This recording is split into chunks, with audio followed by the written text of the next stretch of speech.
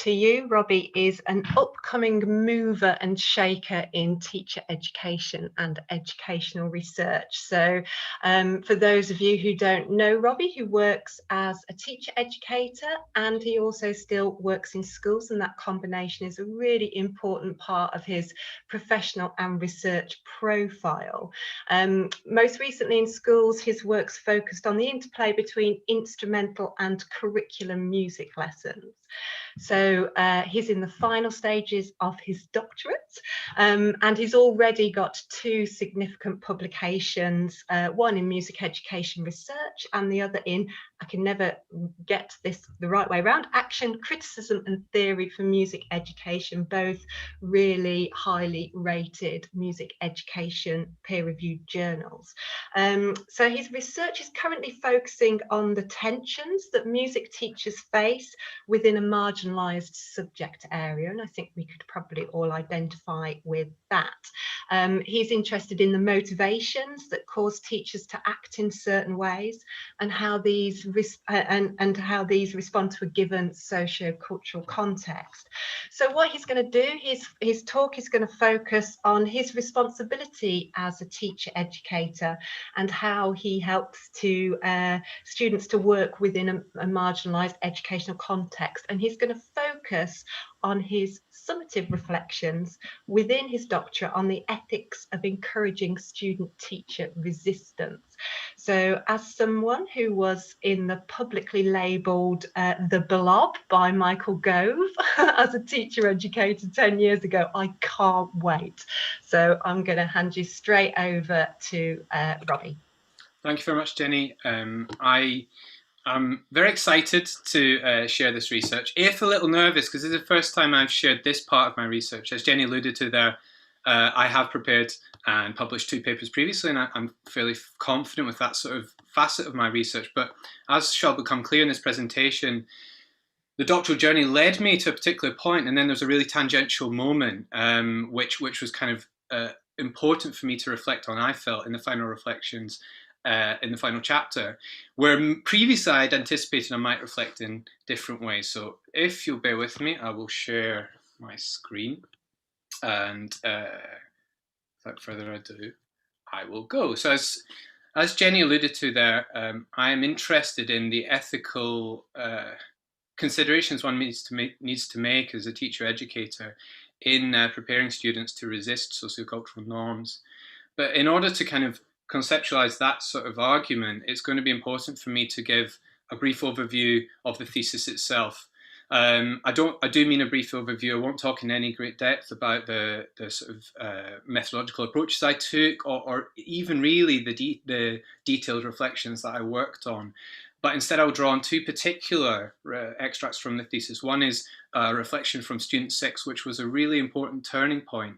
And then I will draw on a personal anecdote from when I was working full-time as a teacher before my job at the RNCM, which will hopefully shed some further light on particular tensions that I see within Student 6's reflection. I'll then very briefly sort of draw on a Zizekian conceptualization of identity and subjectivity, which underpins most of the thesis. But in keeping with Zizek's own writing style, I will then draw on 3 particular literary sources, which will help to shed some light on what I consider to be the sort of 3 dimensions or various dimensions of resistance. Those sources will be Yevgeny Zamyatin's We, Jack Kerouac's On the Road, and T.S. Eliot's The Love Song of J. Alfred Prufrock. And hopefully through some extracts taken from this text, I'll elucidate certain possibilities, I would suggest, for resistance and how that may variously emancipate or erode agency of teachers. So that'll help to draw some kind of final thoughts, which is where I leave my thesis. So hopefully we'll get there. But as I said, initially I will need to kind of go on the journey of my doctoral research. I said I would refer to T.S. Eliot's Love Song of J. Alfred Prufrock, and it's one of my favourite, in fact, I think it's my favourite poem. And I think the start epitomises somewhat the kind of troubled or challenging journey of a doctoral student. So if you will humour me, I'll read the start of the poem. Let us go then, you and I, when the evening is spread out against the sky, like a patient etherized upon a table.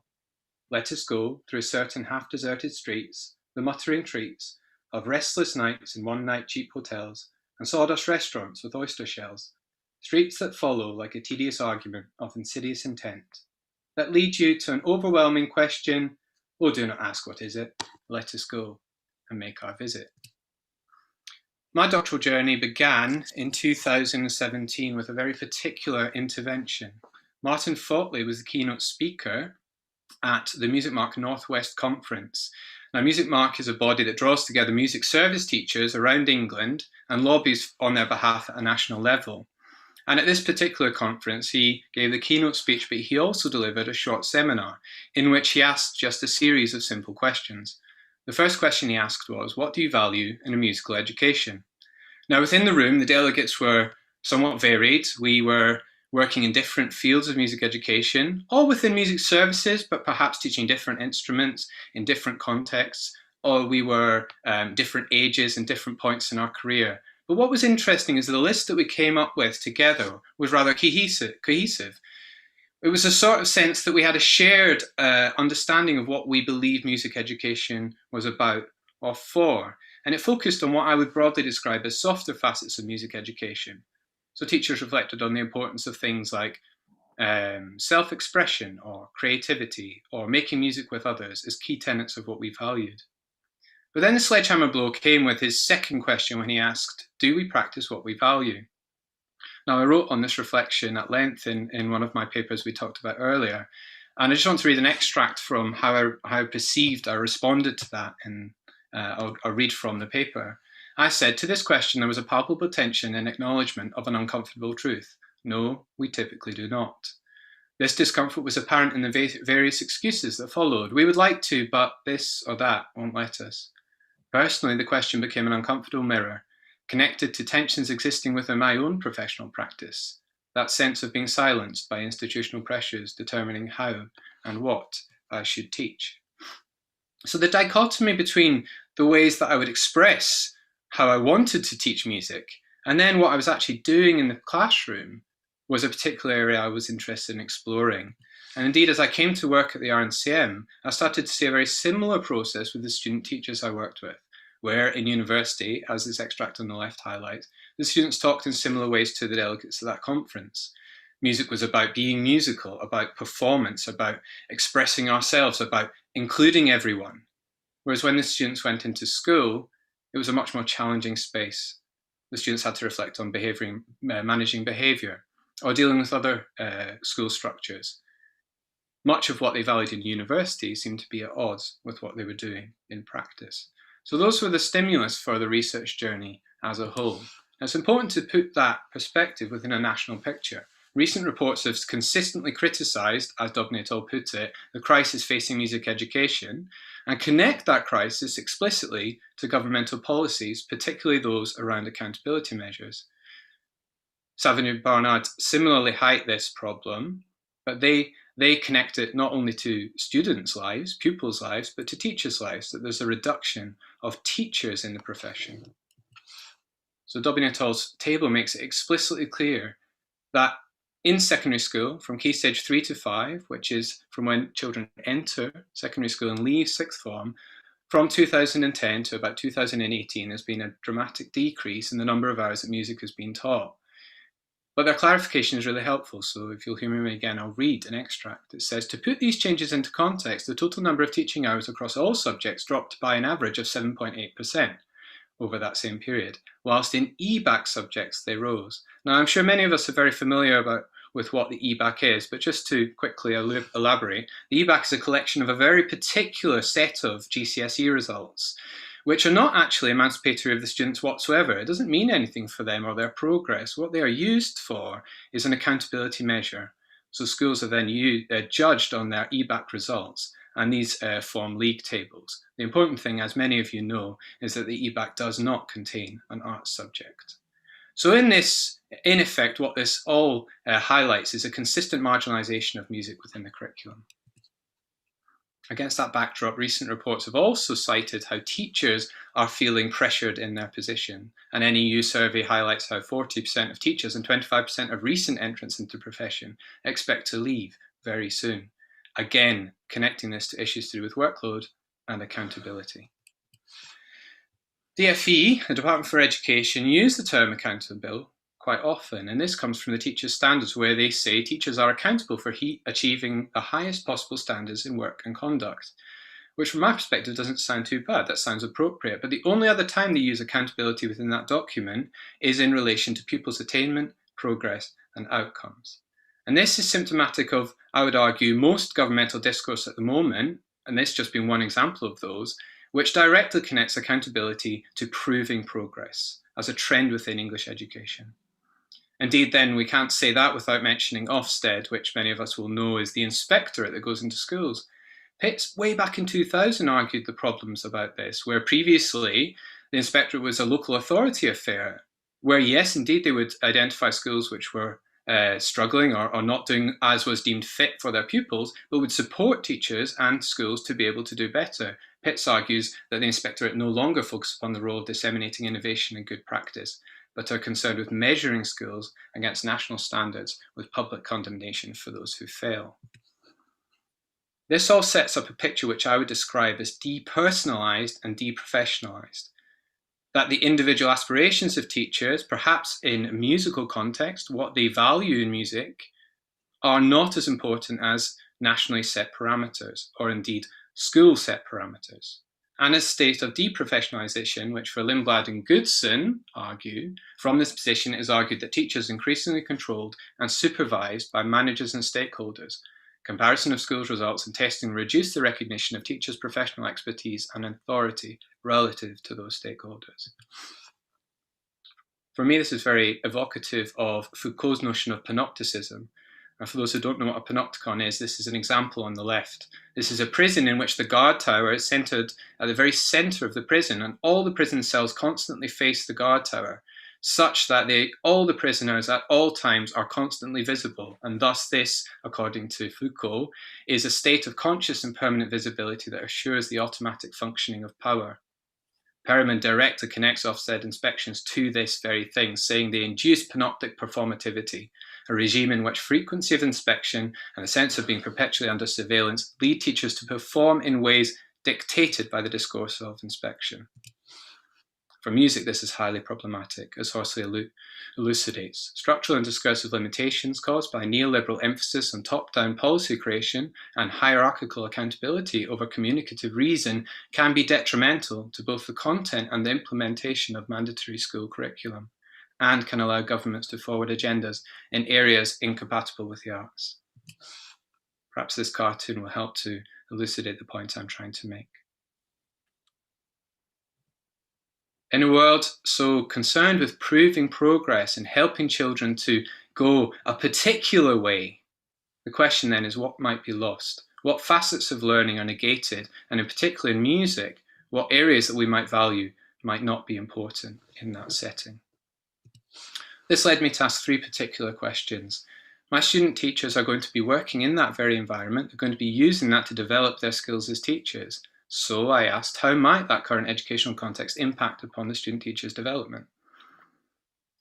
On the back of a lot of research which connects student teacher values very much in music to their musician identity, and how that often comes into conflict when they go into the space of the school, I then wondered to the extent to which the students might resist or assimilate current contextual priorities or pressures. In other words, the way that they might feel that they have to resist because it's at odds with what they value. Then finally, how this might in turn cause particular professional tensions with ramifications for professional actions and values. How might those tensions cause the teachers to teach in particular ways which are either resistant or accommodatory of the expectations in the school? Very briefly, what I then did is I collected reflections that the students wrote throughout the year. 12 students were involved in this project across 2 placements. One was in a secondary school and the other one was in a secondary school and a music service. And then they were in university throughout the year. And so I collected 7 student reflections as follows. One reflection at the very start of the year before they'd started any experiences in school. That was in some ways therefore a sort of time capsule of their thoughts and beliefs before the PGCE year. I then collected a reflection at the beginning and end of that first teaching placement to show how that might be different from those initial reflections, but also how that might change as a consequence of their experience across those 3 months. The students then came back to university. I collected another ideal reflection, but this time I wanted to see how that might have been influenced by the preceding school-based reflections. And exactly the same process happened for their second placement, the only difference being this time the students were split between a school and a music service. That will become important in due course. The texts were analysed by drawing on FAIRCLOUGH'S critical discourse analytic method. If anyone wants to talk through methods later on, I'm very happy to talk about it. It's not quite as simple as that. I draw also on Zizek and in particular Leclerc and Mouffe, and I interrogate those various dimensions. But in a nutshell, the texts themselves were analysed using this very pragmatic methodology, which considers student teachers, or the subject, but in my case, student teachers to be both an ideological effect, in other words, affected by the discourses surrounding them, but also active in their perpetuation. Very briefly, this methodology applies a sort of linguistic analysis on individual texts in quite a lot of detail, but then it always considers how that text is a consequence of a discursive practice, that it was produced and consumed by someone, and how that might impact upon the ways that that text is formed. And finally, how these fit within a broader social matrix, what other forces might influence these, perhaps as I was interested in notions of neoliberalism or capitalism, and how this might impact upon teacher education. Very briefly, and a rather sort of crude presentation of my findings, which of course are necessarily deep and rich and personal as associated with the students. This is just an overview of what I saw. Unsurprisingly, at the start of the year, the students were very much rooted in their own personal experiences. They were rooted in what I would call past personal discourse and also university discourses. Here, music was very much about those sorts of things that the delegates discussed at that conference. Expression. They identified about the pupil was key, so it was very pupil-centric. And indeed, the student teachers at this point in the year very much identified as that very pupil. But when they went into school, there was a profound shift in discourse to school-based discourses. So the students now talked in a very vulnerable way about the problems they were facing in school, associated with things like like behaviour management and structures of school. And what the students started to do is they started to rely on the advice and the structures of the school to function in that space. Even more so as this placement progressed, and that third reflection when they were really rooted in the school-based discourses. And now interesting discourses started to appear associated with those things like assessment, proving progress, measurable progression, etc., as I discussed before. What was particularly important, this is a key finding for my thesis, is that these reflections in school at that point were wholly non-musical. They barely reflected about music at all. They talked about various lessons that had music in them, but they didn't talk about the content of these lessons in any musical terms whatsoever. Indeed, these reflections could have practically been written by any student in a secondary school. As they came back to university, unsurprisingly, there was a shift back to university discourses, but now it's moderated slightly. So the students would say, ideally, I would like to do this, but it comes across these problems in practice. And again, they were rooted in quite interesting discourses, particularly those associated with things like the teacher's standards, which of course apply across both contexts. The students are held to account by those in both university and school, and similarly the national curriculum. But then as they went back into school, there was an immediate return to that school-based discourse of planning, assessment, proving progress. But this was the really key finding of the thesis, is when the students reflected on music service teaching, they presented an utterly different picture of what music education was. So when they were reflecting, even within a single reflection on school and then then music service teaching, it was as if they became a different person. Music education in the music service was very much about instrumental, practical music making. It was about holism. It was about enriching children's lives and for them experiencing music. This split perpetuated throughout that placement, but a little bit less pronounced, as at the end, the music service teaching was held to account by the schools in which they were working. So teachers started to talk about how they were required to assess their pupils by the school, not by the music service. And so they started to become beholden to the pressures of the school. But finally, the most profound change in discourse was when they came back to university, where they started to talk about music in terms I would describe as wholly university-centric. In fact, in many ways, they were almost like a mouthpiece for my own philosophical premises, such that at one point in the thesis itself, I quote my own philosophy. I describe my own philosophy by directly quoting the students. And there's this. So what I started to find across this placement is the students really acted as if they were very split subjects, that they were sort of very different people in different spaces. So drawing on the kind of epitome of a split subject in Robert Louis Stevenson's Jekyll and Hyde, I think his conclusion at one chapter is particularly helpful in this respect, where he says, and this is Dr. Jekyll speaking at this point, I learned to recognize the thorough and primitive duality of man. I saw that of the two natures that contended in the field of my consciousness, even if I could rightly be said to be either, it was only because I was radically both. So where previously I suggested that as a teacher I felt that I would have values and then these would be somehow corrupted in the school, that's not what Stevenson says here at all. Instead he says that these both facets of this character are equally his. And I would suggest that's almost the same case for the students. The reason I suggest that is because there was no real tension or conflict prevalent within the student-teacher's reflections.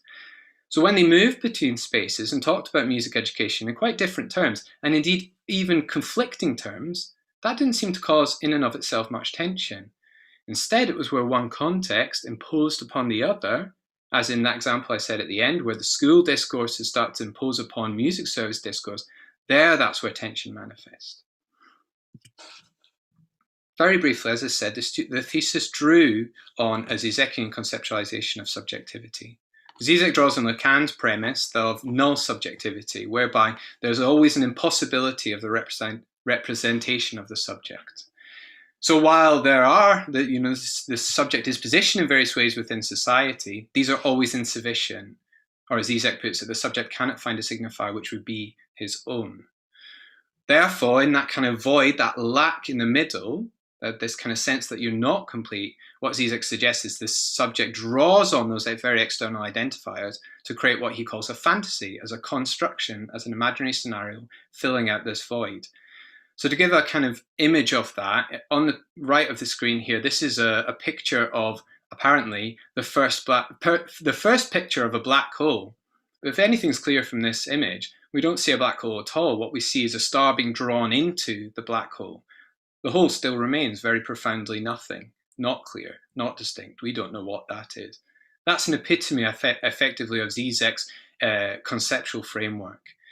So therefore, identity is not so much who am I, as a sort of essentialist facet of my being, but rather what do others want from me?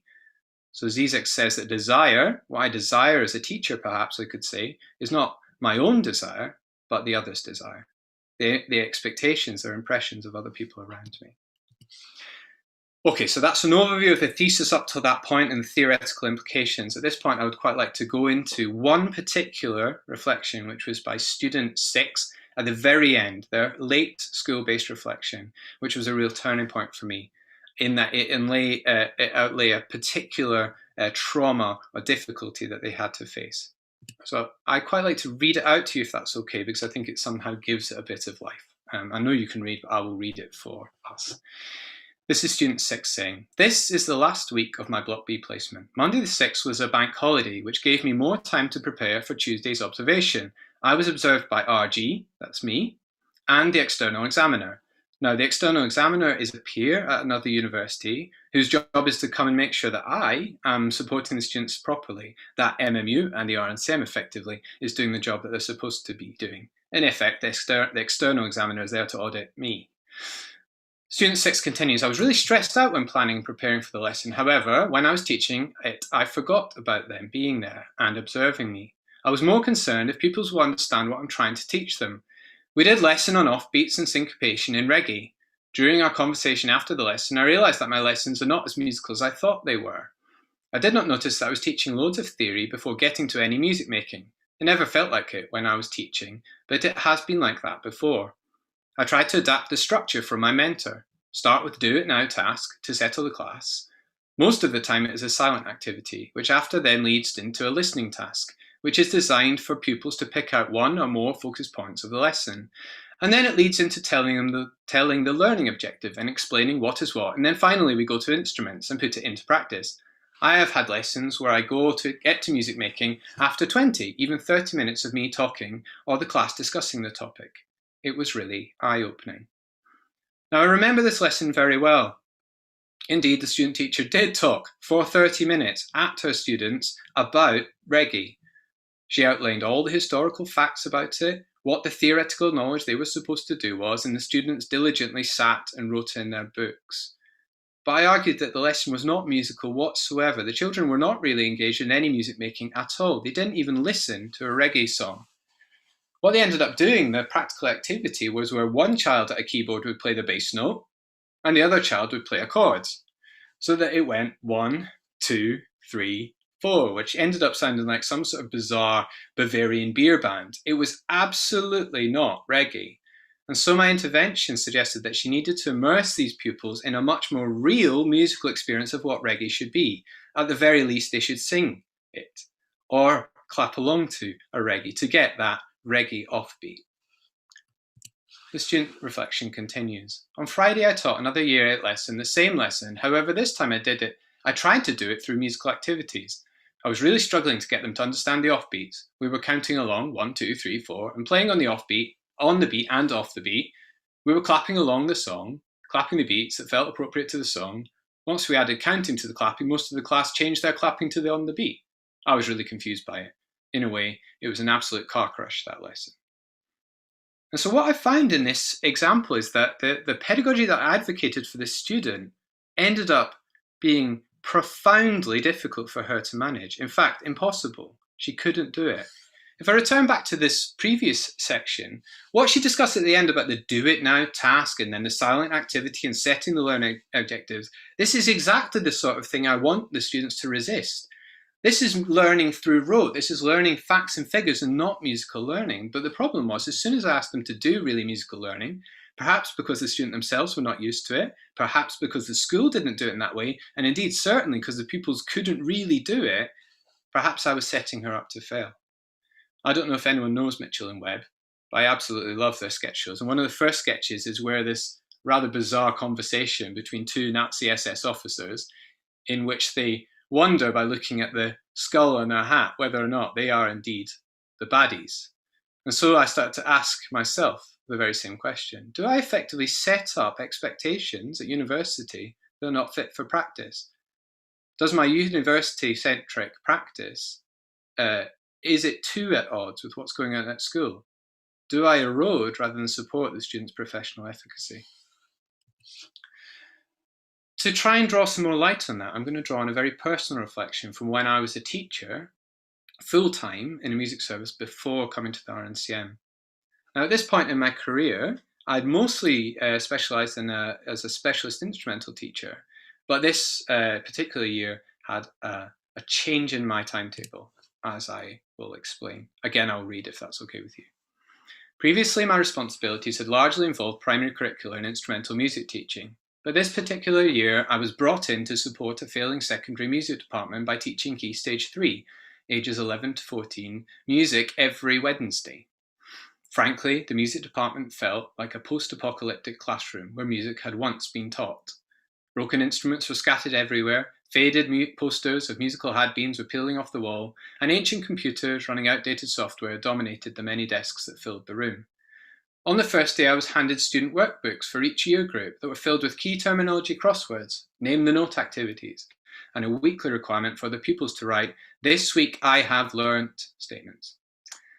I decidedly chose to reject this course of teaching and instead pursue the highly practical, instrumental, musical education that I was familiar with, which is where the problem started. Firstly, it transpired that I would actually be teaching in the library, which had absolutely no musical resources, and so I had to borrow instruments from the music service, for example, a samba set. Then, within 10 minutes of the first lesson, the maths teacher next door complained about the noise.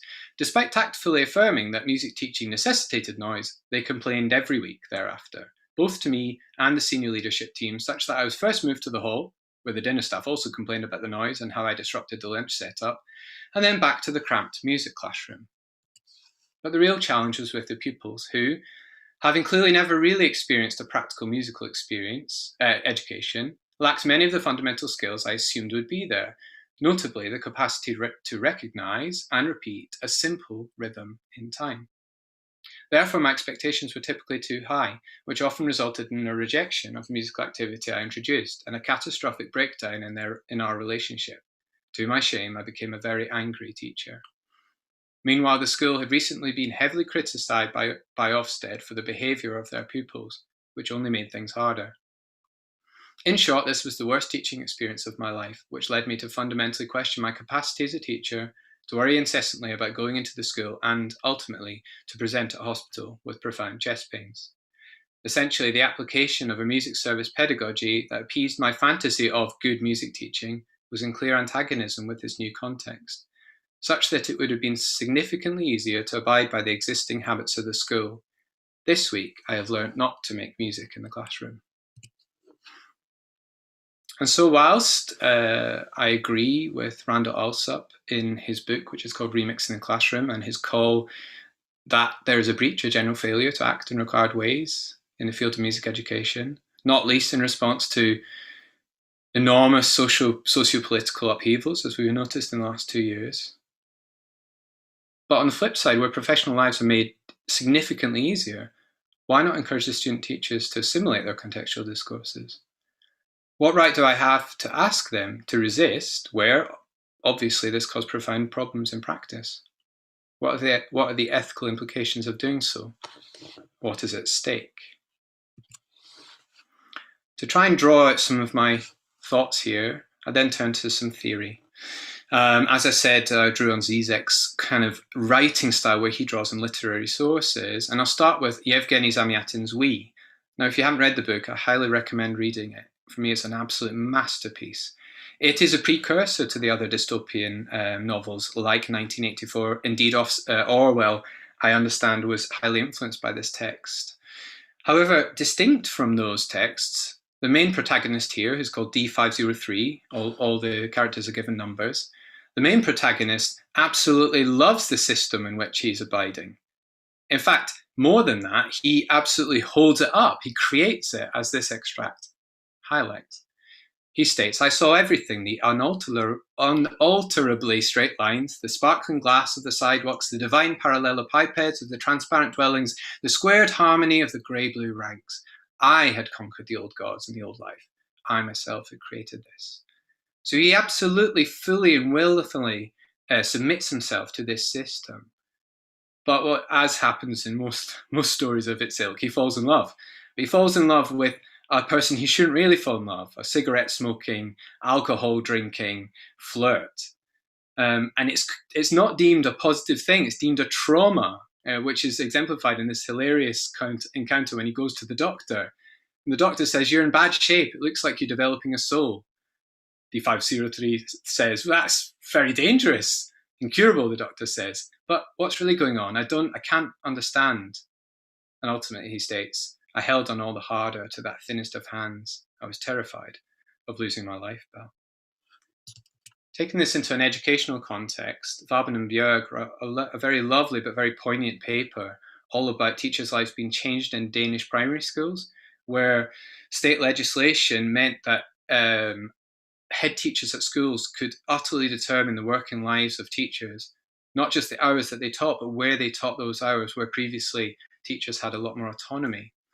And so what they argue is that previously teachers had felt relatively sure that there was an alignment between what they enjoyed doing and what others wanted from them, but now they're no longer sure what the other wants, and therefore they find no enjoyment in doing what they previously found enjoyable. A key premise of this paper is that actually their working lives didn't really change very much. The teachers were working those hours already, and often it was at school. But what had changed is, as this cartoon sort of alludes to, is the goalposts had shifted. In the background, policy had changed, and that meant that what their idea of teaching from the past, or in Zizek's terms, the fantasy of good teaching, didn't quite seem to fit with what government wanted. And Vaben and Berg contend that this made teachers working dead, or teaching machines driven without desire. In other words, where we we stick too firmly with a particular way of doing things, how, for example, as my students go into a secondary school, the ways of doing it in the school, if we stick too much and attach ourselves too much to that, it's always inevitably going to cause problems, because the field of education is one where change happens. Perhaps it could be policy change, or a new head teacher, or new colleagues. the goalpost, the framing of our values changes. And so for Zizek, whenever one becomes the voice of that superego, where you attach too much with your ideas of what good music teaching is always ultimately self-destructive. So beyond the sort of ethical implications, I would suggest that there are to resist current sociocultural practices in the way that they've marginalized music and made education something which I fundamentally disagree with. I also suggest there's an ethical implication in encouraging students to teachers to resist, where not doing so might also erode their agency. So what about resistance then, that resistant practice? Well, the best text I could think of that exemplifies resistance is Jack Kerouac's On the Road, which is, if you've read it, exemplifies the beat movement of North America following post-war sort of security white picket fence America. We have these two characters, Sal and Dean, who go on a kind of rampage across America, as exemplified by this extract, talking about Dean. And his criminality was not something that sulked or sneered. It was a wild, yay-saying overburst of American joy. Dean just raced in society, eager for bread and love. He didn't care one way or the other. Somewhere along the line, I knew there'd be girls, visions, everything. Somewhere along the line, the pearl would be handed to me. But if you've read the book, if anything becomes clear, the pearl is never handed to these boys. There's no joy in this journey. It's always ultimately unfulfilling. Indeed, they end up in this rampage, alienating everyone around them, and in fact then alienating themselves. And this leads to an intervention where they kind of sit the Dean down and they have a good go at him. And they say, you've done so many awful things. You've had absolutely no regard for anybody but yourself and your damned kicks. I don't think there's a care in your heart. And then Sal, who venerates Dean throughout the book, suddenly says, I suddenly realized that Dean, by virtue of his enormous series of sins, was becoming the idiot, the imbecile, the holy goof. Let's take this to an educational example. So albeit that it's still a fictitious example, if anyone has seen the film Dead Poets Society, this similarly encourages the students to resist, to abandon the expectations of their boarding school and to seize the day, with the teacher, Mr. Keating, leading them to be kind of wonderfully joyous and exploratory. But if you've seen the film, and I don't think I'm giving this away, you know that the outcomes are very high. The cost is very great indeed, particularly for one student whose newfound love in various facets of learning and exploration, particularly theatre, is so at odds with what's expected of him within his position that his life literally becomes untenable. So Zizek says that those people who persist in a rebellious truth, perhaps it's Dean, in this world of rejection of American kind of safety, or perhaps me as that teacher who said, no, music education is about this. It's not about that. I'm going to be wholeheartedly musical. Zizek suggests that's always the one who in the end will remain without. They alienate themselves, they isolate themselves, they make themselves not fit for purpose, which erodes all their grounding. It destroys their foundation. So I suggest there's a need for what D503 called this life belt, the security of routines and habitual practices, or to use Bourdieu's term, habitus, as the principles of the generation and structuring of practices. These routines which help us to function in life. So where does that lead us? My final literary source is, as I said at the start, Love Song of J. Alfred Prufrock by T.S. Eliot. In this poem, at the very start, Prufrock is very clear in the way that his life is governed by routines, stating, for I have known them all already, have known the evenings, mornings, afternoons, I have measured out my life in coffee spoons. So he sensed that there's a kind of very much routine facet of being a human being. In fact, at one point he talks not just about the routines of life, but the way we present ourselves, and talks about how he prepares a face to meet the faces that we meet. So there's a sort of falseness to the way that we exist within society. And this, therefore, in the poem is a consistent theme, that there's a sort of lack, a kind of unfulfillment. And he starts to question his position in society. He says, and would it have been worthwhile? And would it have been worth it after all? After the cups, the marmalade, the tea, among the porcelain, among the talks of you and me, would it have been worthwhile? A key line in the poem is where he ultimately suggests that it's impossible to say just what I mean, that language or these routines or habits ultimately fulfill him. And he ultimately says that all of this is not quite it. That's not what I meant at all. That's not it at all. And that line keeps repeating through the poem. So there's a sense of unfulfillment. And Zizek uses that terminology exactly the same way. He says, as we kind of exist within these sociocultural practices or habits or routines, there's always a sense of, this is not it. There's something not quite right here. This isn't quite me, for want of a better way of describing it.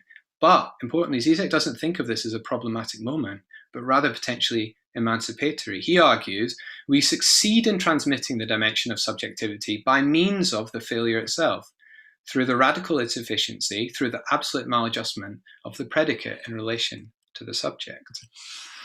In other words, the trauma of realizing that that's not sufficient, that we're non-justified by the big other, is the terminology that Zizek uses, that these kind of routines, these ways of being don't fulfill us. As I said, when the student was kind of immersed in those routines at school, that they're somehow not sufficient, they don't quite fit. That is the ultimate affirmation of subjectivity itself. And for Vici and Feldner, who draw on Zizek's kind of conceptualization in a critique of post-structuralism, they say that produces a rift in the seemingly unbreakable consistency of ideological formations, from which the radical rearticulation of the very ideological framework suddenly appears possible. Or in very simple terms, Bruce Frink says that becomes a basic moment of protest to say no, a rejection, which then allows the subject to potentially think in a different way, or to return to Eliot, to wonder, do I dare? Do I dare? Time to turn back and descend the stair, with a bald spot in the middle of my hair. Do I dare disturb the universe? So my ultimate point is to draw on student 9, who very wisely, in his final university reflections, discusses the importance of finding a balance. These moments of rejection, these single moments where we feel a tension and say, that's not quite it, and that allows us to kind of reassert our position, that never frees us from our sociocultural conditions. But instead it allows us, according to Zizek, to ask which desire is worth being the object of my desire. So if that's not it, these sorts of routines or practices or expectations, if that's not it, what is it? And that's a really important moment, a single moment of autonomy, which allows for subjective change. I'll read out one of the final concluding statements from the thesis itself. I said, the point is not to disavow nor overly embrace moments of professional tension or trauma, but to accept these as key critical moments that can enable teachers to develop the necessary micro-political literacy, as Conway Rawlings put it, to navigate and live within the antagonisms and contradictions inherent in music education. Returning to the question of ethics, I therefore suggest, from my position as a teacher-educator, it is totally unethical to posit what music should be in the future. My own pedagogical aspirations and values are necessarily my own. They're rooted in my own experiences as a teacher-educator, and particularly in a music service context. I therefore cannot affirm what good music teaching is for them. But I argue, based on that intervention with student 6, and indeed how they go on to transform practice and find a kind of medium point, which I could talk about in due course if you want, I think it's entirely ethical for teacher educators to encourage, facilitate, or even induce student teachers to actively engage with and embrace the challenges, doubts, and tensions they will face in their educational lives as the very means by which they might then disturb the universe and pursue, as Hess and Talbot put it, music education that offers possibilities to create a narrative towards a different possible future. Thank you very much.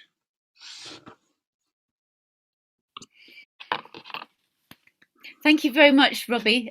You're getting lots of silent clapping. Maybe we should shock you and have it in real, Here we go. You've given us a huge amount of food for thought. Fantastic. And issues that, you're the expert in music education, but all of us engage with music education at different levels and in different ways. So this is wonderfully valuable. I think we'll be asking you to put some of your fantastic quotations up, I'm sure, as we go through the questions. So we've got some, while people are thinking of what to ask first, so please do think of that. We've got some comments from Jenny. So I'm going to read this to you. I've had something by email and also something in the chat. So we'll start with the chat. And she says, "Great research and great questions, Robbie. You really underline the importance of having a significant teaching background in music education research. It is easy to critique the conformity of students without a deep experience of what it is like to survive in this context.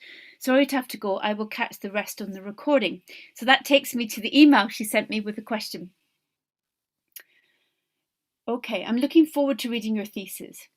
Your diagram of where the reflections were positioned in relation to the different discourses is fascinating. It highlights the way educators move in and out of different contexts, and each time recontextualizing their own personal discourses with the discourses of the context. I wondered what the implications of this is for the debate as to whether instrumental teachers should or should not be qualified. I'd be interested to hear your perspective on this. So that's from Jenny. That's a good question, and I don't know if anybody knows, but there was a text recently written and important. In fact, from my perspective, the first text which really explored the notion of teacher identity in a non-qualified context. So lots of music teachers in England work as music instrumental teachers, but not qualified. It was by Kerry Boyle, and it was written. It was published just this year.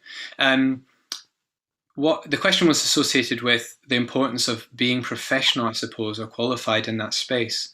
What we see from our students' experience is, and for those who don't know, our PGC is utterly unique in the respect that it draws together that what we might call traditionally non-curricular music and curricular music.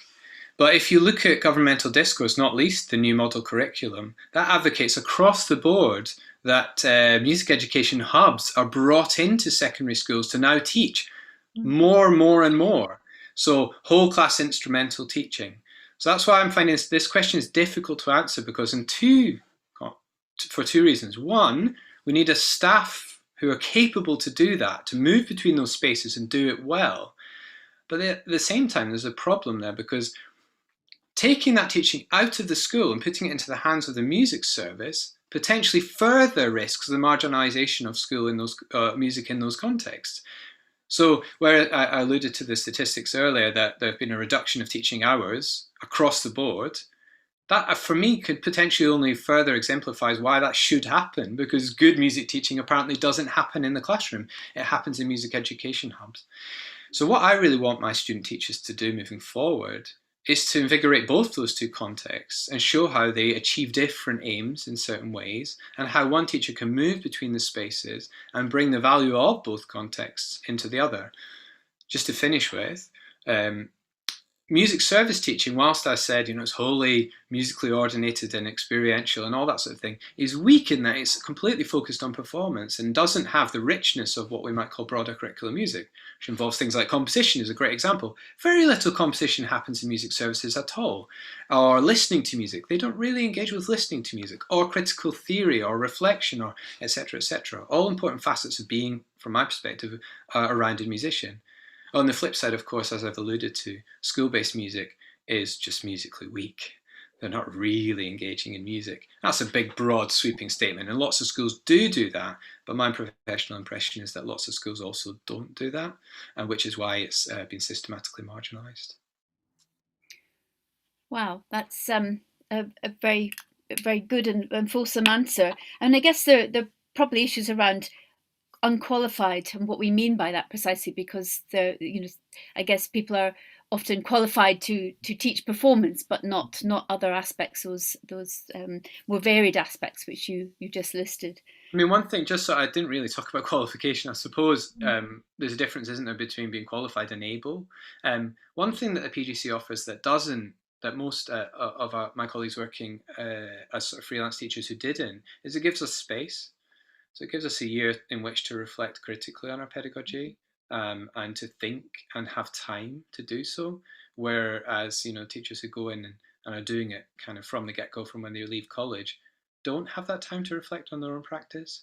And so I think that's a real strength of doing a PGC. And of course, unfortunately, this year funding's been removed for all PGCs in music, whereas previously I told students they should just do it because it paid for itself. You know, it was a great year to learn fantastic skills, but Rishi Sunak. There's a number of contexts in which funding is sort of disappearing from music, but okay, I mean that's really interesting. But BGC is also a very intensive year, isn't it? And where actually it's lovely. I'm sure there is space for critical thinking, but it's a very hands-on and intensive period as well. So it's that balance between the critical and the placement, which you've outlined very well in your talk. I'd like to open up to other questions, please, and we'll come back to these issues. David Horn would like to. Thanks, Barbara. Thanks very much, Robbie. I really enjoyed your talk, as I expected. I think you raised such really fascinating kind of and important issues. I think Jenny's point as well, that your own experience really kind of informs a lot of this. I mean, my perspective with high school teaching is very much as a visitor. I go into a lot of schools, as you know, and I do a lot of workshops, and I'm doing one next week for teachers on composing at GCSE level. And the one thing that always strikes me is, it's not actually, I don't think there's conformity, but one thing that I often sense when I'm in a school is this sense of the teachers being beaten down. Beaten down, first of all, by the resources that are often kind of really lacking. I mean, the spaces that I see, often they'll be moved into different rooms at the last minute. I mean, I did a workshop just for lockdown in a science lab in Birmingham. And it was interesting negotiating all the Bunsen burners, but it kind of underpins what's a real problem in the provision. So I don't see conformity as such, but I do see this beating down. I see this fear of Ofsted. I mean, maybe not so much recently, but particularly 10 years ago, it was a massive, massive issue. And yet the amazing thing is that I do find teachers generally really creative. You know, they have very good ideas for what they want with their students. And I'm just wondering how we can possibly get around this problem. That I think that teachers are not given enough autonomy. I think the exam system is one of the problems. I mentioned it last week as well, but you'll be aware of the work of people like Kirsty Devaney and looking actually the problems actually in assessment as well. And so when teachers and schools don't have confidence that their work with their students is going to be kind of properly assessed, I think that can lead to lots of other problems. So it's a question of what can you do with this kind of model of encouraging student teachers to really question their environment to help to bring things forward. Yeah, it's right. Like anything, these are really complex. So I kind of hazard not to posit a solution. I don't think there's a clear solution. One thing is clear at my position or my colleagues' position at this level. Our role is to lobby government. That's clear. That's a position that we're in, and we need to fight from that perspective. And if we're not making noises about how this is woeful, then we're not, I think, doing our ethical responsibility. But what of the students themselves? You know, how can I prepare them? The fact is that policy isn't going to change. And indeed, the government seems to think that creating policy is the means to somehow enable teachers to behave differently. That's not the policy itself. The national curriculum itself wasn't problematic. It was really freeing in lots of ways. No, it was all the other ways. It was the ways that they were held to account. And I don't see that going away. So that kind of pressure, this is what I was saying about that student, is, go and be musical, go be free, go do something explorative, is not fit for purpose, because they are going to be held to account. They are going to have to assess their students every term. But what I want to hopefully induce is not to kind of disavow that and be like, okay, just fit in, just do what's expected of you, to actually acknowledge those moments where the students are, sort of have this. It's not even a conceptual understanding. It's like a visceral antagonism with like, this doesn't feel right. That is a key indicative moment of some sort of subjective reaction, not as a problem. And I think sometimes what I felt, let's give my personal example again, where I was in that school and I was utterly traumatized, and it had profound impacts not only on my professional actions, but on my health.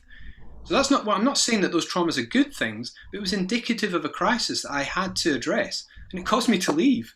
Now that's not a positive thing necessarily, but that was I needed to do that. Otherwise, that would have, as you said, beat me down. I would have died as a teacher, or as Vaban and Bier put it, become a teaching machine driven without desire, just going through the motions. So to do that in a kind of healthy way and to enable the students to kind of interrogate and engage with those tensions as an emancipatory moment to suggest, oh, something isn't right here, actually affirms their autonomy. That's the moment when it says, oh, I'm different from this. I've got different aspirations. And I would suggest potentially allows them to subtly reassess their gauge.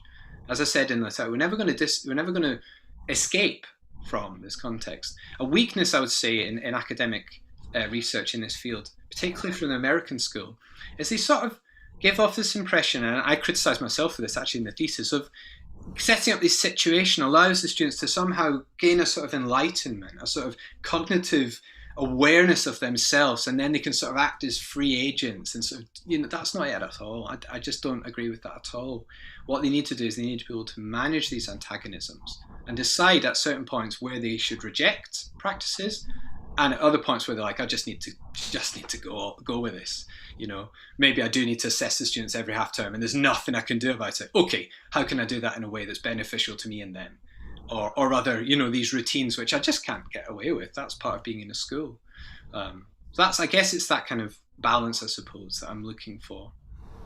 I mean, if I could follow up, if that's okay. I mean, one thing that I kind of noticed, which was interesting, was when I first went to schools about 20 years ago, I noticed that a lot of NQTs were very au fait with compositional techniques, for example. They'd done it at university. They generally were more confident teaching in this area than teachers who had maybe gone to university in the 70s and 80s. But yet more recently, I've noticed that those teachers from the generation of 20 years ago are now equally nervous. And that really worries me. It's as if things are constantly changing. I mean, if you read as I do sometimes, the various kind of GCSE guidelines and what's expected. I mean, I was reading the Welsh one the other day, and it's talking about simple chord progressions, including cadences, modulation to dominant and relative minor. That's GCSE. And actually, we have students in year 2 or year 3 who would still not be able to do that. We probably have principal study tutors who would be absolutely terrified. Now, I'm not making a criticism saying they should be able to do it. I'm just saying that I think that even for people who feel they're at a specialist level in music training, that a lot of this seems really complex. And I think it gets in the way of allowing teachers to really engage with their students. And probably, I think you'd agree, it's a problem in terms of EDI as well. How do we seek to engage a really truly diverse group of students in music making when you have this whole list of things that have to be kind of ticked off? Oh yeah, I mean, how do we solve that problem? The problem of GCSE and the way that it permeates all teaching before it, it was well documented as enormously problematic. So we get year 7 lessons, year 8 lessons, where the teacher is teaching a cohort of children terminology and facts that they need to know for GCSE, when statistics say less than 5% children will do GCSEs. And it's kind of like the tail wags the dog. So that's a perfect example of where I say that the students need to go in and resist that practice, because that's actually undermining the musical experience of all those children, many of whom will never go and do GCSE music. And even if they do, they can learn it when they get there, surely. I know, and I'm oversimplifying because it's dead complex, but there are much broader kind of national picture questions that need to be addressed. Another one, David, you alluded to, so composition, for example. We barely touch on composition. We don't have time. We have the students for like matter of hours before they're on placement, and then we sort of have to just trust on mentors. That's the way that PGCs are run now. My contention is a PGC should be like a 2-year degree. We should have an entire year at university. I mean, that's what they do in other countries. In Germany, they do a master's level. They have to do a master's when they qualify. Sorry, in Switzerland, where I was at, in Switzerland, they have to do a master's level, and it takes 2 years. The first year is wholly at university. So that's not going to change, unfortunately, I think. So it's kind of like doing the best with a bad situation. Well, thanks very much again. It was Thanks, David. Yeah. Wonderful, thank you. Do we have a question from Karen?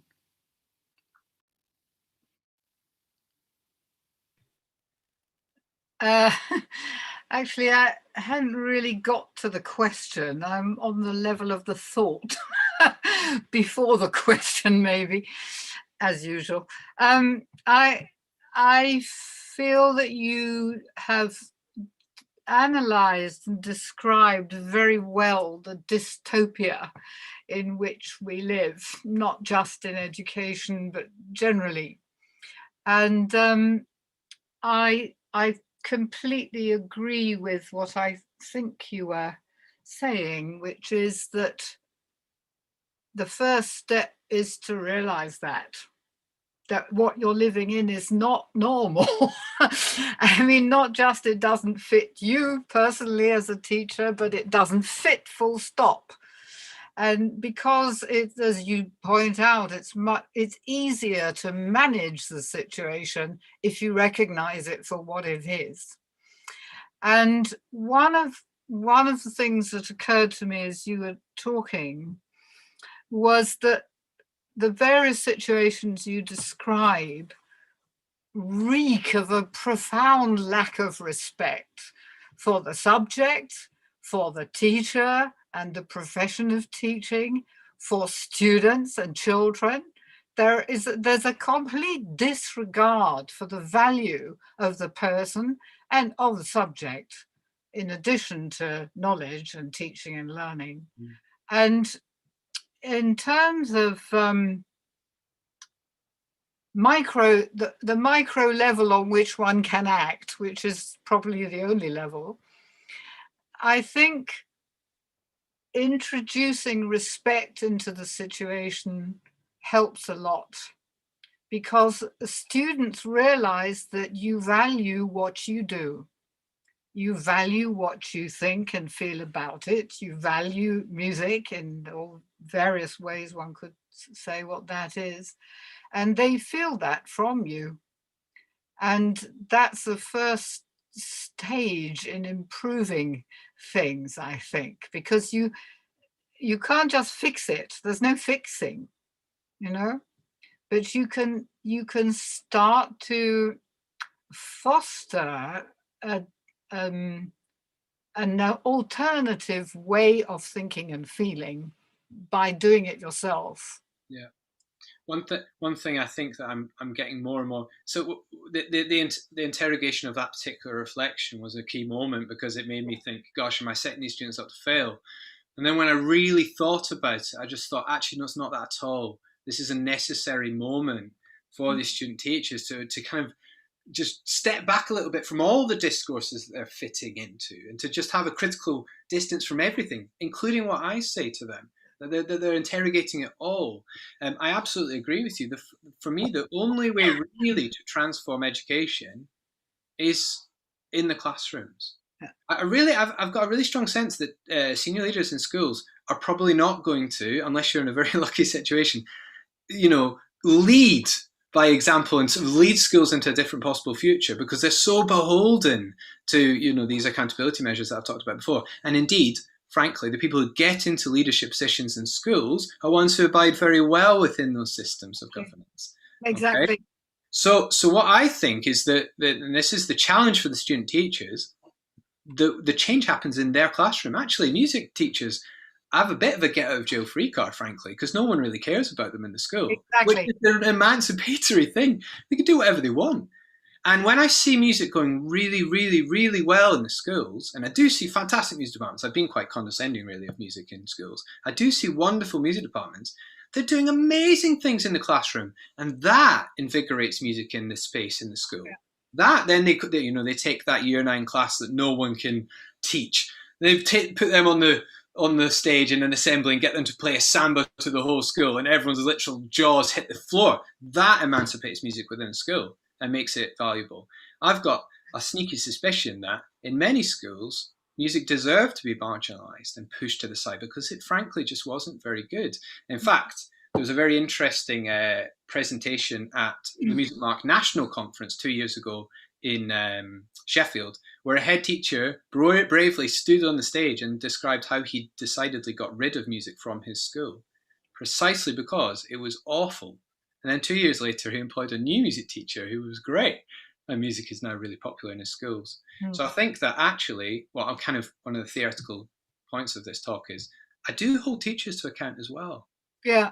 I think we've got enormous power that we actually deny. We sort of, And I take David's point before as well. We are slightly beaten down. There's a limit to that autonomy. But actually, when I'm with my children in that classroom, I am already agential. I already have quite a lot of autonomy. You have because you're with them. Yeah. The people who are higher up the system, they're not in that room with those people.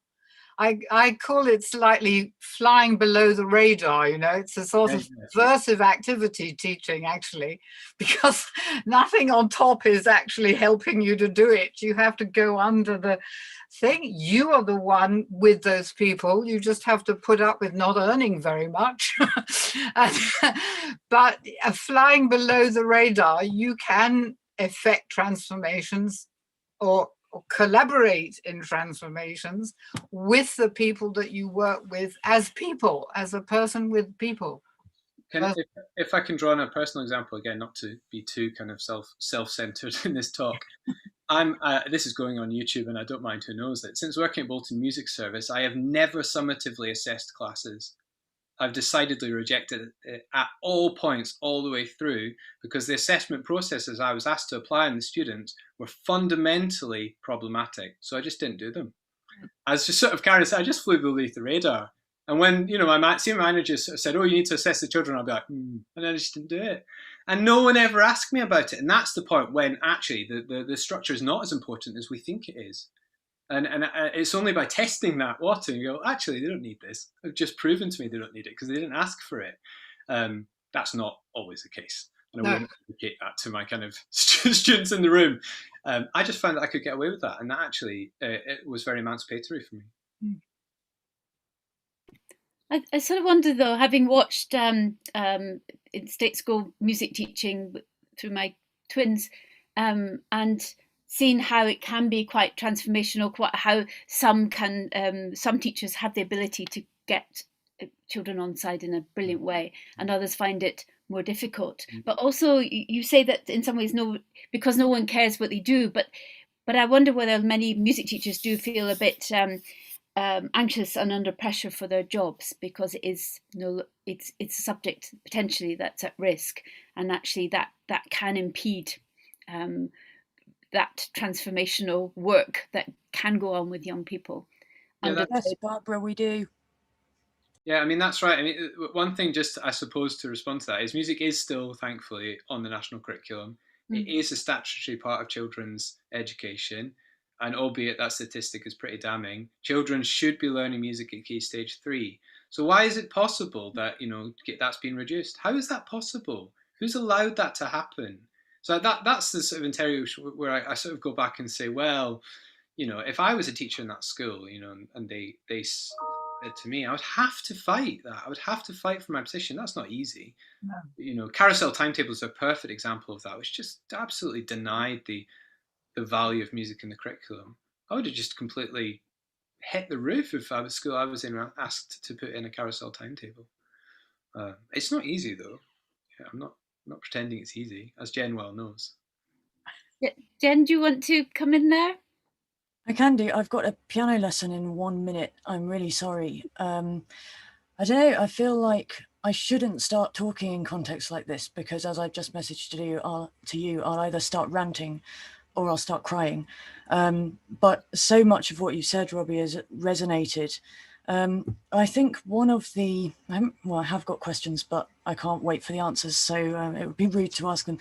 I think one of the things that needs to change in schools is, oh dear, this is live. I think it's helpful when people who are in charge realize what supporting music actually means. And it doesn't mean the same thing as we like it when your musicians play at open evenings. It's not the same thing. The supporting music is an incredibly complex thing, and it's got more complex because the intake has changed in year 7 and we're disempowered by that change in the intake. It's changed for the worse. And I think until we get the kind of support that says, okay, why don't you have an extra half hour a week with every class? Or why don't we support you in some way to get more instruments so that everybody learns to play something so that they can all participate in a satisfactory way? Until that happens, really, I feel like my hands are tied. I want to say something more positive, but I have to say I do. I've had a lovely morning in school today, and that's my positive comment. Thanks, Jen. I'm really sorry I'm going to have to go because I've got these piano people. Sorry. Thank you so much. That was really interesting. David, you wanted to come back in, I think. Yes, but I'm afraid I'm just repeating myself from last week. So Robbie, one thing I raised then was I know from talking to a lot of teachers that what has really mattered in the last 10 years has been the disjuncture between what they think they're teaching and doing well and actually what the examination results show. Again, Kirsty Daveney's worked on this in composition, and I know that in some schools it leads directly to the head saying, well, maybe we shouldn't be doing this. You know, if we can't guarantee that we're going to get excellent results, and I think it's absolutely dreadful and really worrying. And I'm afraid it's always something that I've experienced. It's clear that, I mean, the people who are composition examiners are frequently not composers. In fact, I think nowadays they're normally not composers. In the 90s, for example, people like colleagues like Adam Gorb used to do A-level examining. And I've actually talked to current composition examiners, and it's clear that they're not specialists. I mean, I find it absolutely terrifying.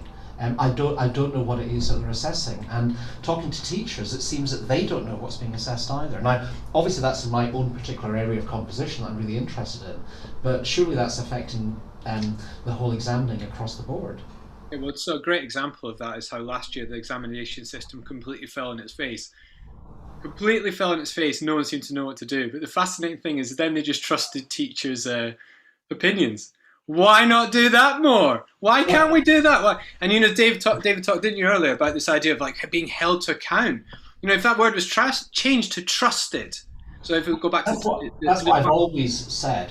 I mean, in the 80s, for example, I think it did change. But for instance, art was always marked by the teacher in the school working with the students, and then it was moderated. But the moderation was actually relatively light touch. And I've always argued that should be what's happening with music.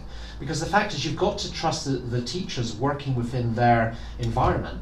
And that also allows, I think, for a much more support for diverse approaches to music making. Yeah, indeed, because at the end of the day, who's the expert in music? The music education, of course, that's why you employ a music teacher. So if I go back to the DFE statement in the teacher standards, imagine how it would read differently. Instead of saying teachers make education of their pupils their first concern and are accountable, and change that to and are trusted to achieve the highest possible standards in work and conduct. I'm totally down with that. I'm absolutely about achieving the highest possible standards. Teachers are trusted for pupils' attainment, progress and outcomes. They're trusted with their subject-specific knowledge and understanding, not held to account by nationally set parameters. I mean, GCSE's problematic for lots of reasons, but I'm still more concerned actually with what happens before that, because you know there is always a bit of a game at GCSE level and A level that you're kind of getting your children through an examination. I guess that applies also to university degrees, doesn't it? So the students buy into it and have to get them to a degree. They have to do stuff that we need to give a qualification. So there's a little bit of that kind of game. There's always been a little bit of that game of kind of trying to predict what the markers assessors want and sort of fitting in with that. And you're right, David, that's become harder recently because it's clear to me that they're not experts. You know, I have colleagues who mark A-level and GCSE compositions, and I can tell you, Dave, they don't know. They don't know what they're doing. And, you know, so they shouldn't be able to do it. But how do we change that? I mean, that's my job, isn't it, to lobby government on behalf of my colleagues, whether they listen. I think we've written that with silence because there's lots we could try and say, but I don't. Adam Swain, you wanted to say something? Yeah, thanks, Robbie. This is a really fascinating and wonderful talk you gave. Really rich with not only your wealth of experience, but also all the artistic aspects you brought in. I'm hugely impressed. Now, I'm just wondering. I don't want it to be negative because we've had quite a lot of negativity, and there's a good reason for that. But what can we do? I mean, here we are at the RNCM, and we have a Judy department, which is glorious, and that gives our our young students in the junior department the facility to come and study at conservatoire and university level. Now, I find it very interesting that the university sector do not have a similar thing, and I wonder why that is, and if they did, would it be advantageous for universities, and would it help secure their positions within these large structures which are universities? What are your thoughts? So it's very clear that nationally, the teaching of A-level is not provided enough. Not even that it's not high quality enough. It just doesn't exist. I'll give an example. In St Helens, in the whole of St Helens, no schools are doing A-level music teaching at all. And so St Helens Music Service has taken over the teaching of those pupils. What can we do about it? Well, I know a colleague who's pretty sure that the ship has already sailed on this one, and that effectively for lots of schools it's too late. So we do need to offer an alternative route perhaps to supporting students at the later stages, perhaps outside of schools. Again, I think that just is a dangerous game to play, and someone will do it because they'll make money out of it, or it will ensure that they get children into their university or whatever, which is of course important. We need to do that too, thinking in those terms. But it's a dangerous game, I think, then, because you've effectively justified why music shouldn't be in schools in some ways. This is a problem with the National Plan for Music Education, I would say, and the creation of hubs. I mean, we're the only subject that has a curriculum, a model curriculum, a national plan, and now we're going to have another national plan. We're the only subject that has it. Why do we need all that? Why are we taking music in such a way, in a particular way of doing things? And increasingly, from my perspective, taking it out of the hands of school teachers, not least in primary school, where teachers are not equipped during their PGC. They're not supported to teach music properly, and then they're not really held to account. They're not really asked to do it when they get into school. That didn't really answer your question at all. I went off on a wonderful sort of tangent. What can we do about it? Well, one is clearly that this PGC is unique. It bridges the gap between those two. So long may it continue. I'm very confident that our graduates are some of the best music teachers in England, frankly. I'm very, very confident about that. I don't think other PGCs offer the richness that ours does and the experiences there. We have amazing students every year and they go do amazing things. So long may that continue. We also have richer kind of programs early on, undergraduate level now in education and into postgraduate. And as you say, we've got things like junior RNCM. What we could perhaps do in area is not this sort of elite students at junior RNCM, but offer a more comprehensive education for children in and around that age who might not be quite junior RNCM level, that kind of bridge that gap between early access into junior RNCM, and indeed those ones who are prohibited for all sorts of reasons. Particularly in Manchester, it's normally socioeconomic status, that they can't afford to. And if you can't afford to do music in England, you just don't do it. If we look at our demographic at college, that's pretty categorically clear. So we could do something there. All food for thought as we move forward in this trying financial time. That's really interesting, actually, what you were saying about the danger of taking music out of schools, because then it will be that there are, in some ways, by allowing it to decline in schools and not offering an alternative, there's a problem there. But also, I can see that you're looking at it from the other perspective. But I guess our goal is that we want young people to have the chance to experience music, and those issues around how we create the bridge, not just for those elite students, but for others, is really a pertinent one. I think that we're sort of trying to think about in a nutshell. If most of the children that we come into the RNCM, frankly, have been heavily privately educated or worked with a music service where they've paid significant amounts of money to get there. And so if we kind of emancipate those sorts of teachers, and bear in mind, I'm coming from a music service background, that was my world. But I think there's a real danger in being like, oh yeah, they should do it all, because actually those children who can't afford just won't get it, and it'll become even more elitist, which is highly problematic for me. So it's interesting. I'm going to bring in Jack in a sec, because I wanted to pick up on something you said in the chat. But I mean, going back a number of generations, it was possible, and this is speaking personally, to have access to elite music teaching, but not having to pay a penny. Yeah. Because My family couldn't pay a penny, and I got into a music school. I also went on many, many fantastic music courses, and my parents didn't pay, but they knew how to access that. And there was a lot of support to enable people from different backgrounds, not privileged financially, to have access to music. And I wonder whether that's still the case now. I'm not sure. Well, I can say it's not. I think I can categorically say it's not the case. So the first part of my thesis, my contextualization, maps that trajectory of political policy and how it's effectively from John Major. He was effectively the one who implemented in an educational act that parents could be charged in schools. In England, previous to that, it was free, and there was money provided to local authorities to provide it. So we're talking, the kind of 1985 or so. I should check. I should know my sources. But since then, it's been able to charge, and it's only got worse all the way through. And of course, speaking in a Scottish context, they managed to keep that for much, much longer. But it is being eroded now. There's lots of problems in Scottish music services now too. Very sad to hear. We're all slightly gloomy today, but hopefully thinking about things we might be able to do is something we can hold on to. But Jack, over to you. I just wanted to share a personal anecdote, really, because it's kind of related to this. I got the vast majority of my musical education through my local music service. My schools were not great at teaching music, although I did do music A level.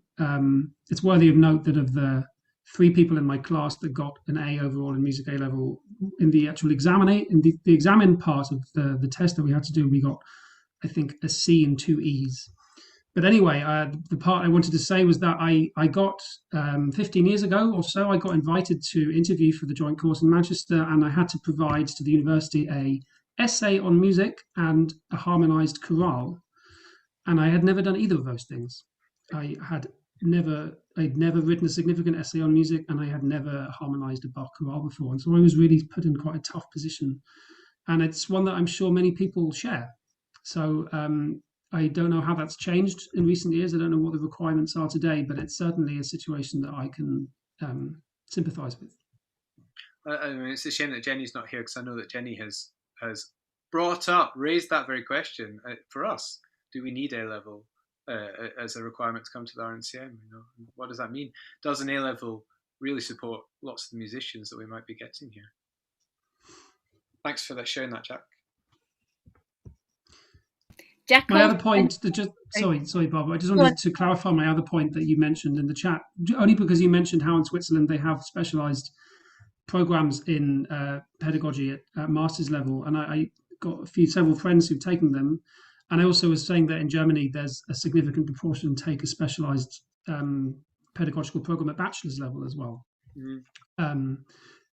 What they call a fachübergreifende bachelor, or an interdisciplinary bachelor program, is quite commonly done. Although I should say that it causes problems as well. Like my teacher for my master's at my college refused to take any students who were on this program because he believed that they weren't going to be able to commit enough of their time to studying the instrument. And I know stories of people who have taken other masters in pedagogy only because they wanted an excuse to keep a student visa, or there's lots of stories here. So it's the grass always greener argument isn't always so simple. Well, I did the reason I brought up Switzerland is I completed my master's in Switzerland, and you're exactly right. Lots of my colleagues just seem to perpetually do masters there. They went from one to the other, and then they did a doctorate, and then they did, so there is lots of other problems there. My only reason for suggesting a 2-year master's is that our students are just they don't really have time to think about at a kind of deep level what teaching and learning might be, and we don't have time to support and, I suppose, challenge them in various areas to develop subject knowledge in areas, for example, as David's alluded to in composition. I'm not a composer. The session I do with the students on composing, frankly, is laughable. Yeah, I mean, so I kind of deferred this year to Jen. Jen Hartley came and did a session with our PGC students, and they loved it because she's a composer working in schools, so it's just like, yeah, I should get David in. I should get David in too. Well, that was exactly what I was going to say, but actually I do know that a lot of the students that do the composition and performance elective then go on to the PGCE, and that's an elective that I run specifically with the idea of people that would be teaching in schools. And I think we're maybe missing a trick. because we have a lot of that teaching going on. So it's just a question of sharing it, I think, a little bit. Yeah, really helpful. Karen. Robbie, I just was thinking about this thing about assessment, and you said people who assess composition don't know anything about it. And we know that's kind of generally the case, that people are asked to assess music or aspects of music who don't know anything about it. And I was thinking that, or not enough about it anyway. And I was wondering if that could be one of the things that you could lobby about, because would you ask somebody who can't add up to assess maths? Probably not. And so why does that happen in music, Yeah, I mean, one of the challenges, I suppose, is, music is classed as a subject, as a sort of thing.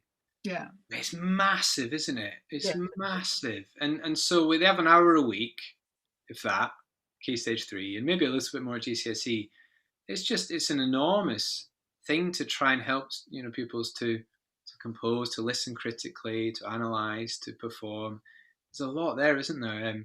But yeah, their examiners and their staff to be kind of properly equipped and trained and taught. I mean, this is a national argument that our teachers have to be taught more. They have to be given more CPD and support. I'm quite hopeful, actually, even though I'm not a fan really of this new model curriculum, that that might allow, actually, or might demand that the government puts aside meaningful resource to help to train teachers to be able to teach. They've put it out there, this is what it should be, and we're all going, well, they can't do that, especially at primary level. So that actually gives us grounding, a springboard in some ways to go back to them and say, okay, well, we need this. So we'll see. David Horn has just shared the list of GCSE Wales, all the things that the students have to be familiar with, and I've very recently had to become familiar with one of the English counterparts to that, very similar. Yeah. You see that on the chat.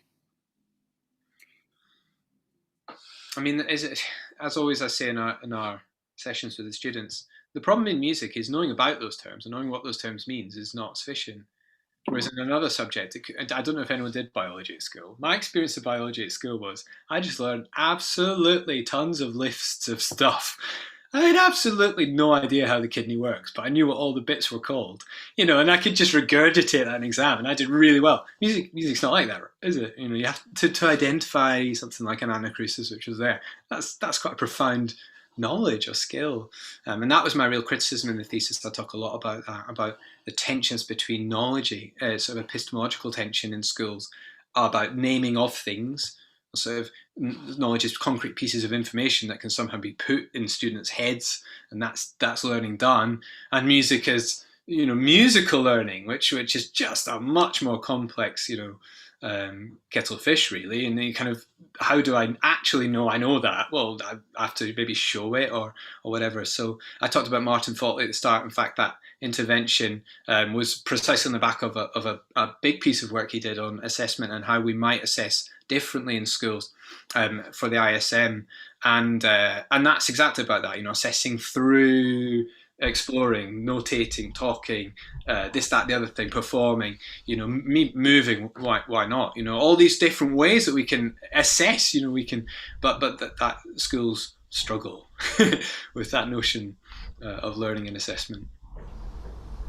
I always thought that Anacrusis was one of those composers that was very much ahead of her time. Hey, way! I like it. Any final comments or questions before we? You've got us chuckling there, David. It's a good one. Okay. While you're thinking about that, I just want to, before I thank Robbie, I want to flag up that we have the PGR conference next week. So the 25th and the 26th on Tuesday and Wednesday. I would really urge you to pop in to that, to come to as much as you can, to support our doctoral students, because we've got fabulous doctoral students. So please do have a look at the programme, which I believe has been circulated, and we'll make sure that it's advertised further. I also want to say that that's 25th and 26th, and the next research forum is actually going to be on the 9th of June. It's going to be me, but not on my own.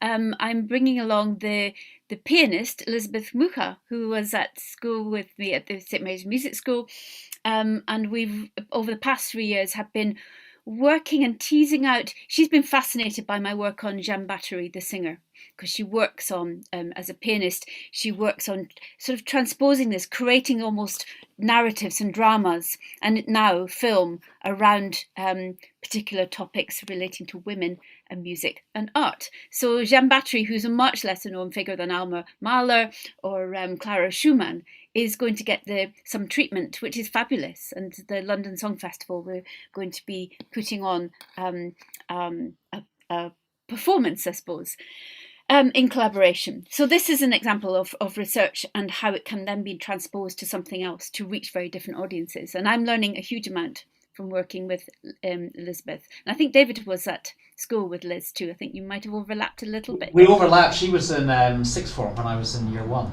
but we had the same teacher. But unfortunately, I'm actually going to be chairing cello recitals all day, so I'm not going to be there. Sorry. No worries, but so I'm looking forward to that, and I think it would be nice to share and to pick your brains about how we go about that sort of project that starts as a research project and then becomes something else. So please do join us for the PGR conference. That's the next thing.